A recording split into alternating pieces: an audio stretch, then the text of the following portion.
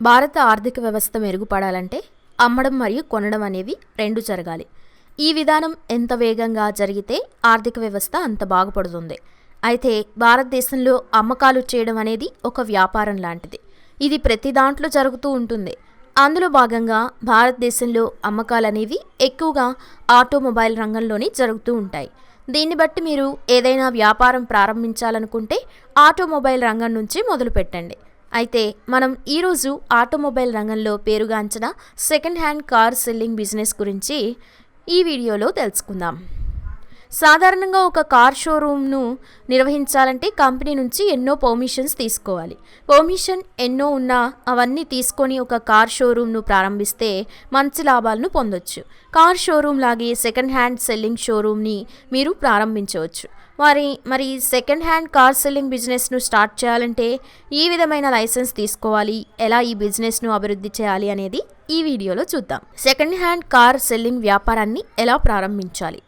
సాధారణంగా మీరు car merchant వ్యాపారాన్ని ప్రారంభించాలనుకుంటే పెట్టుబడి పెట్టడానికి మీకు భారీ పెట్టుబడి అవసరమని భావిస్తారు. కానీ అది నిజం కాదు. మీరు వ్యాపారంలోకి అడుగు పెట్టడానికి చాలా పెద్ద మొత్తంలో పెట్టుబడి పెట్టవలసిన అవసరం లేదు. వ్యాపారాన్ని ప్రారంభించడానికి ఖచ్చితమైన వ్యాపార ప్రణాళిక మరియు మార్కెట్ పరిజ్ఞానం ఉంటే సరిపోతుంది.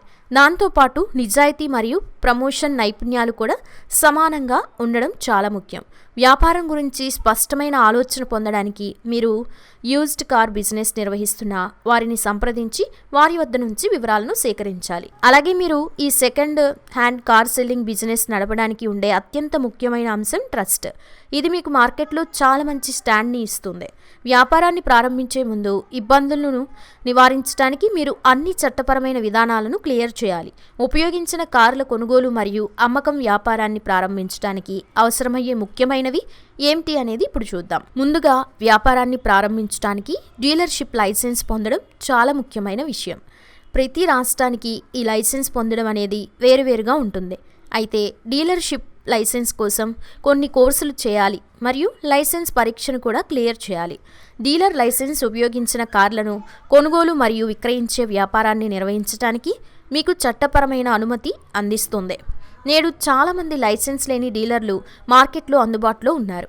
వారితో పాటు సేల్స్ వ్యక్తుల మరియు మధ్యవర్తులు కూడా ఈ వ్యాపారంలో వ్యవహరిస్తున్నారు. వారితో వ్యవహరించేటప్పుడు చాలా జాగ్రత్తగా ఉండాలి. వారిని నమ్మి కార్ని తీసుకుంటే మీరు నిండా అతని చేతిలో మోసపోయినట్టే అవుతుంది. కాబట్టి లైసెన్స్ డీలర్స్ అమ్మే కార్లను విక్రయించవద్దు. ఒకవేళ మీరు లైసెన్స్ పొందిన డీలర్ అయితే మీరు కార్లను విక్రయించడానికి మరియు కొనుగోలు చేయడానికి చట్టపరమైన హక్కులు సాధిస్తారు. డీలర్ లైసెన్స్ పొందిన తర్వాత మీ వ్యాపారానికి తగిన లొకేషన్ను కనుగొనడం తదుపరి ముఖ్యమైన విషయం. అమ్మకానికి ఉంచిన వాడిన కార్లను ప్రదర్శించడానికి తగినంత పెద్ద స్థలం మీకు అవసరం. మీ కార్లను ప్రదర్శించడానికి మీకు తగినంత స్థలం లేకపోతే మొదటి మీరు మీ వ్యాపారాన్ని ఆన్లైన్ వేదికగా ప్రారంభించవచ్చు. ఇందుకోసం మీరు ఒక వెబ్సైట్ను ప్రారంభించాలి. అందులో మీరు ఉపయోగించిన కార్ల యొక్క కొన్ని చిత్రాలను పొందుపరచవచ్చు. మీరు నిజంగా విజయవంతమైన కార్ డీలర్గా ఉండాలనుకుంటే మీరు ఎల్లప్పుడూ మార్కెట్లో అప్రమత్తంగా ఉండాలి. కస్టమర్ యొక్క డిమాండ్లు ఎల్లప్పుడూ మారుతూ ఉంటాయి మరియు వాటిని విజయవంతంగా నెరవేర్చడానికి మీరు అప్డేటెడ్గా ఉండాలి. కారును కొనుగోలు చేసేటప్పుడు మీరు దాని మార్కెట్ డిమాండ్తో పాటు దాని కారు యొక్క పూర్తి వివరాలను తెలుసుకోవాలి.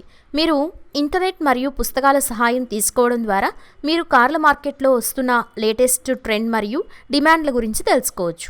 డిమాండ్ను బట్టి కారు రకాలు మరియు బ్రాండ్లు మీ కొనుగోలుదారుల కోసం మీ షోరూంలో అందుబాటులో ఉండాలి. వ్యాపార లైసెన్స్ పొందడం మరియు వ్యాపారానికి అనువైన ప్రదేశం కోసం శోధించడం మరియు మార్కెట్ డిమాండ్లను అధ్యయనం చేయడం ఇవన్నీ మీ వ్యాపారానికి కావాల్సిన ప్రాథమిక అవసరాలు. దీంతోపాటు కొనుగోలుదారులను ఆకర్షించడానికి మీరు మీ సొంత కార్ క్యాటలాగ్ను తయారు చేసుకోవాలి. మీరు లైసెన్స్ పొందిన డీలర్ అయితే మీరు ఉపయోగించిన కార్లను హోల్సేల్ ధరల్లో సులభంగా కొనుగోలు చేయవచ్చు. మార్కెట్ ధరతో పోల్చితే చాలా తక్కువ ధరలో వివిధ రకాల కార్లను పొందడానికి మీరు ఆటోమొబైల్స్ ప్రైవేట్ వేలం పాటలకు కూడా హాజరు కావచ్చు.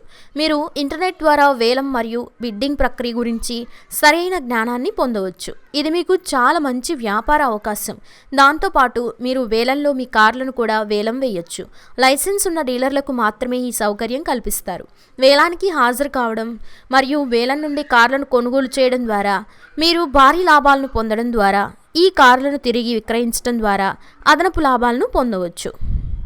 ఇప్పుడు మీరు కారు డీలర్గా మార్కెట్లోకి అడుగు పెట్టవచ్చు. ఇప్పుడు మీరు మీ వ్యాపారాన్ని అభివృద్ధి చేయడం కోసం ప్రకటనలపై దృష్టి పెట్టాలి. ఇప్పుడున్న యుగంలో వ్యాపార ప్రకటనలు ఇవ్వడానికి అనేక మాధ్యమాలు అనేవి ఉన్నాయి. మీరు ఆన్లైన్ ద్వారా మీ బిజినెస్కి సంబంధించిన ప్రకటనను పోస్ట్ చేస్తే మీరు ఒకేసారి చాలా మంది వ్యక్తులను చేరుకోవచ్చు. అలా కాకుండా మీరు పంపిణీ చేయడానికి మీ వ్యాపార కార్డులు మరియు బ్రోచర్లను కూడా ప్రింట్ చేయవచ్చు. మీరు వార్తాపత్రికలలో కూడా ప్రకటన ఇవ్వచ్చు, లేదా మీరు బిల్ బోర్డులు మరియు హోర్డింగ్ల సహాయం కూడా తీసుకోవచ్చు. సెకండ్ హ్యాండ్ కార్ సెల్లింగ్ మార్కెట్లో మిమ్మల్ని మీరు ఎలా పాపులర్ చేసుకోవాలి అనేది చాలా ముఖ్యం. కాబట్టి మీరు ప్రకటనలను వీలైనంతగా ఎక్కువగా ఇస్తూ ఉండండి. అలాగే ప్రముఖ వ్యక్తులతో కూడా మీ కంపెనీ బ్రాండ్ను ప్రచారం చేసేలా ప్రకటనలు కూడా చేయండి. ప్రచారం చేసిన అనంతరం ప్రజలే వాటిని చూసి మీ షోరూమ్కి వస్తారు. వాళ్ళ నమ్మకాన్ని గెలుచుకుంటే మీ బిజినెస్ 100 ఏళ్ల పాటు లాభాలను గటిస్తుంది. ఒక్కసారి కస్టమర్స్ దగ్గర నమ్మకాన్ని కోల్పోతే అది బిజినెస్కి పెద్ద ఎదురుదెబ్బ అని చెప్పొచ్చు.